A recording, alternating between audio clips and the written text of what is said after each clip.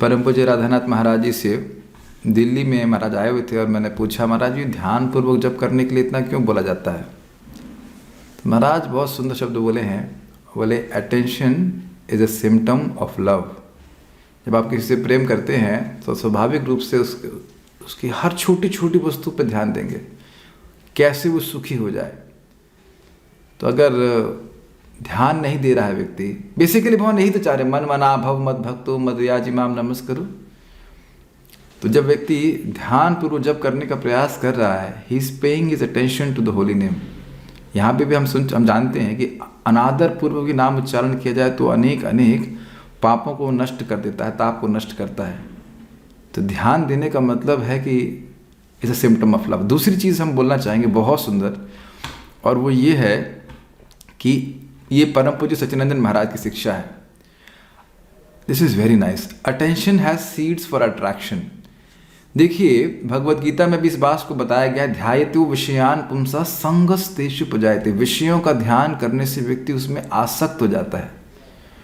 तो महाराज समझा रहे थे उसी प्रकार से भगवान के नाम के ऊपर भी घटित होगा। तो महाराज समझा रहे थे कि देखिए कोई डिस्को में कोई लड़का गया, कहीं पे भी गया, तो बहुत सारी लड़कियां हो सकती हैं, लेकिन जब वो किसी एक लड़की पे ध्यान देता है तब उससे वो आकर्षण अनुभव करने लगता है। और नहीं तो दुनिया में कितनी सारी लड़कियां लड़के, लेकिन उनके प्रति कोई आकर्षण नहीं होता है। Very very nice. आप कभी बाजार में जा रहे हो, भूख लगी और कहीं देख ले अरे लस्सी मिल रही, तो ध्यान देना शुरू करते हैं, तब उधर आकर्षण होता है।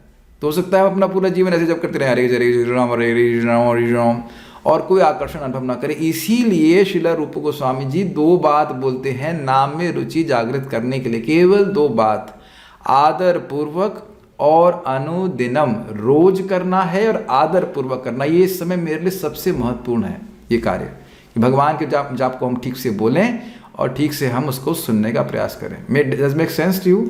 जैसे अरवेश द्विवेदी प्रभु, अरवेश किसका नाम है? स हटा देने से नाम कुछ का मतलब सर्वेश में से स हटा दीजिए बस, तो अरवेश हो गया, अरवेश को मतलब नहीं हो। इसी तरह पहली सेवा हमारी है कि हम जीभ आस्य नेदम अपनी जीभ से भगवान की सेवा कर रहे हैं, तो स्पष्ट उच्चारण होना चाहिए। भाई फर्स्ट ऑफ ऑल ये सर्विस है, this is care, he that I care, ऐसे कहना चाहिए ना। और दूसरा चीज, कान से सुनने का प्रयास कीजिए। जैसे ही करेंगे तो ये निरपराधिक जप होता है और बहुत तीव्रता से भगवान के नाम के प्रति हमारा आकर्षण बढ़ता है।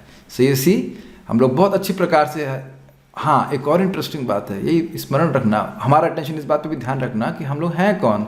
हम लोग भगवान श्री कृष्ण के नम्र तुच्छ सेवक हैं, और नाम भगवान के नाम के भी सेवक हैं, और उनकी सेवा के लिए उपस्थित हुए।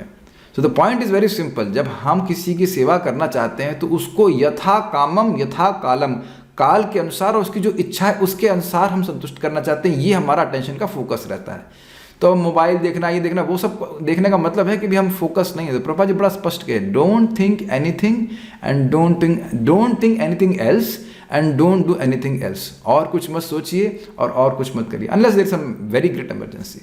ये बहुत सुंदर है। सभी चाहते हैं भगवान के नाम में हमारा आकर्षण हो, तो बड़ा स्पष्ट है कि कैसे होगा। ओके, तो प्रयास कीजिए इसको हरे कृष्ण मंत्र को श्रवण करने का, और आप देखेंगे कि एक विशेष प्रकार का रस आपको भगवान के नाम में प्राप्त होगा। हरे कृष्णा।